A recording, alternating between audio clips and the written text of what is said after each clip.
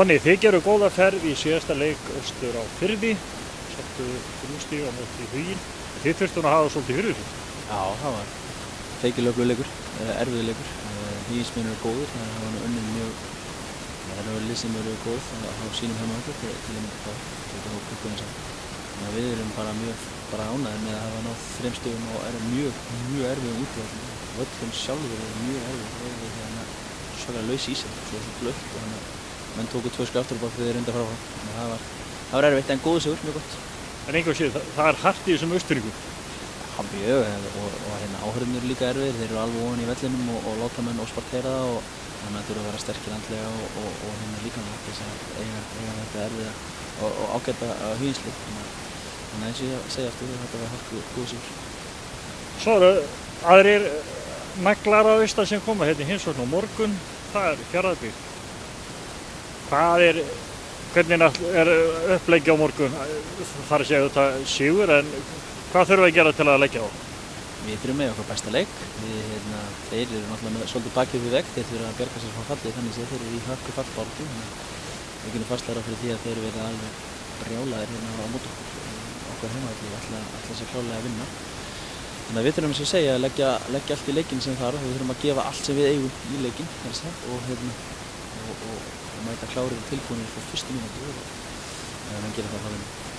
Falldraugurinn er nú skammt undan hjá þeim, þannig að það geti gert það verkum að þeir, eins og þú segir, verði kannski ekstra grimmir. Þeir eru bara einu stigi ofan fallseti. Já, þeir eru bara í hörku fallbaráttu og verða líklega fram á síðasta leik því að baráttuna er heldur jöfn fyrir mér.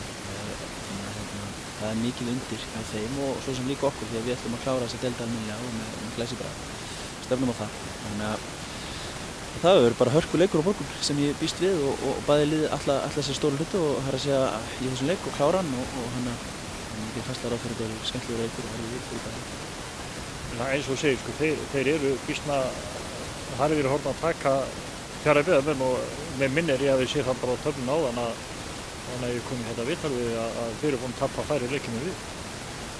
Já, það getur vel verið, svo sem ekki alveg viss með. En alveg hauga jafntefli? Já, það getur bara vel verið. Ég er ekki alveg viss með það, en vissulega er þið búin að gera mörg jafntefli og augljóslega þá fyrst þú segir það, eins og við þá bærum við. Þannig að þeir eru virkilega erfiðir við að eiga, það er ekki spurning. Það er nú svo sem verið, svona úrslitaðslega að segja átt, meiri erfiðleikum á þeir á útvelli heldur en heimavelli, því að heimavellur er erfiður að fara á. Það er að segja völlurinn er bara vondur og svolítið ferðalega fyrir ykkur lið, en eins og ég segi, ég bara býst við mjög erfið leik á móti góðu liði og henni er spenntur að takast á þetta verkefni. Hvernig er staðan á okkar hóp utan við það að Jónas Björgvin, hann var settur í skammarkrókinn en svona að öðru liti? Já, Jónas er náttúrulega í banni og svo náttúrulega Gummi líka í banni og Hákon líka í banni. Sveinn Elías er frá tímabilið, Reynir er frá tímabilið, Arnar Darri er frá tímabilið, Orri hefur ekki náð að laga sig að meistunum, Bjarki er ennþá klaust í meistri. En annars eru bara nokkuð góðir, sko. Það er þétt skipað bekkurinn hérna af þessum sem hefur sitað í skammarkróknum? Já, það er ótt að segja það. Það var pínu klaufagangur okkar mönnum í síðasta leik að segja að við að fá þessi spjöld sem fengu. Það rauðspjaldið var, mér fannst það óréttlátt reyndar, svona Guðmundur Óli fékk. Það var bara óvart, hann rann og lenti óvart á honum og dómarinn hélt að það var þangað og hingað hann. Það var óréttlátt fannst mér. Og guðspjöldum voru bara vill þessi spjöld. Það gefur maður að stað. Ég ger ráð fyrir að þú teflir fram 11 mönnum. Herðu, við teflum fram 11 mönnum morgun og allir mjög góðir og við verðum með marga unga leikmenn í okkar hópum morgun. Í hópnum og í byrjunliðinu verða leikmenn sem fá tækifæri sem eiga það skilið. Ég er gríðarlega spenntur fyrir morgundeginum að sjá hvernig þeir spjara sig. Því að það eru leikmenn sem eiga eftir að taka stórskref held ég í knattspyrnuheiminum í haldi réttu spilum. Þannig að ég er mjög spenntur að sjá hvernig þeir höndla pressuna. Þegar svona eins og Jóhanna getur sagt, minn tími mun koma og kannski styttara heldur en margan grunar. Já, það er ekki spurning. Ég sáum þeir sem hafa fylgst með, sá hvað kom fyrir Birki að gerist, hvernig hann smá legslust, það gerist mjög fljótt eftir að hann byrjaði að spila, þannig að fór hann mjög stíða út og hlutinni geta gerst frekjulega fljótt, þannig að menn standa sig vel í einu manni leik og þegar þeir nýta tækifæri sín, þá var aldrei að virka með svo fasta menn og eftir það að fara með í landsliði og eftir það að fara með út. Þannig virkar þessi heimur, þannig að það verður gaman að sjá hvernig menn nýta tækifærið á morgun, bæði þeir sem byrja inn á og þeir sem fá komin.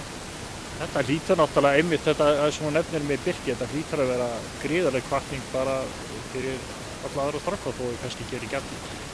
Þessi ekki rétt átt að gera ráð fyrir því að allir færi svona auðvitað út eins og hann, en þetta hvatning. Já, það engin spurning, það hvatning. Svona sem halda því alveg vel til haga, það var langt frá því að vera auðvelt fyrir Birki Karlsson, hann var rosalega duglegur og hafði ótrúlega mikið fyrir þessu og hafði gríðarlega mikla vinnu og það fínt að koma fram. Það endalaus vinna á baki það sem þann stað sem hann komin á og það sama gildi fyrir þessi stráka þeir þurfa að hafa þvílíkt fyrir því að komast á þennan stað en vissulega erum við saman það og það kannski mörgum málsins að þetta fljótt að gerast þegar menn standa sig en það þarf svo svaklega mikið að hafa fyrir því og margir hafa verið mjög duglegir þannig að það gaman að sjá hvernig það standa sig. Og þegar að menn eru búin að setja nafnið sitt á pappír, þarna erlendis, þá gott að líka vera svo meðvitað það að vinnunni ekki lokið. Nei, þá bara vinnum að byrja. Það bara voðalega einfalt sko, þegar menn það voðalega einfalt því að atvinnumennskan er náttúrulega mjög harður heimur og ég þekki ótal marga leikmenn persónulega sem hafa farið út ungir og komið heim bara voða fljótlega sko og spila svo bara í pepsdeildinni sem svo sem allt gott að blessa þeim. Það þarf heldur betur að hafa fyrir hlutunum svo þeir gangi svo ennþá lengur. Þannig að það er haldar vissulega rétt að spila. En fínt við sérstaklega að byrja hjá okkur að sýna sig og sanna þegar að tækifæri kemur. Engin spurning, Þór er frábær vettvangur fyrir þessara stráka, sérstaklega þessar ungu leikmenn sem að koma upp núna og svo sem í framtíðin líka þegar Þórsarar hafi verið gegnum tíðina og svona allavega núna líka minni tíð að við höfum verið svolítið duglegir í að gefa ungum leikmenn tækifæri ef þeir eiga það skilið. Við höfum alltaf haft pláss fyrir unga leikmenn og höldum því að gera það fyrir áfram. Og það er bara frábært fyrir Þór og fyrir unga leikmenn yfir höfuð svo sem að eiga svona gott félag og fleiri félag. Við erum ekki einsdæmi þessu. Við sáum til dæmis Alfons í fyrra sem hann fekk atvinnumannatilboð og fleiri og svo Birkir okkur núna og við erum fleiri góða leikmenn sem gætum þessi eða leitt farið í haust sá til með það en ekki fyrir ljós. Ungdómurinn í framtíðin. Ungdómurinn í framtíðin og við erum svo sannlega góða framtíð hjá Þór. Það er komin langt út fyrir efnið sem var rétt uppalega að leikuna á morgun. En það er allir við að sækja 3 stig og ekkert múður. Engin spurning, 3 stig og ekkert múður, það er nákvæmlega orðið. Þannig, gangi ykkur. Takk fyrir það.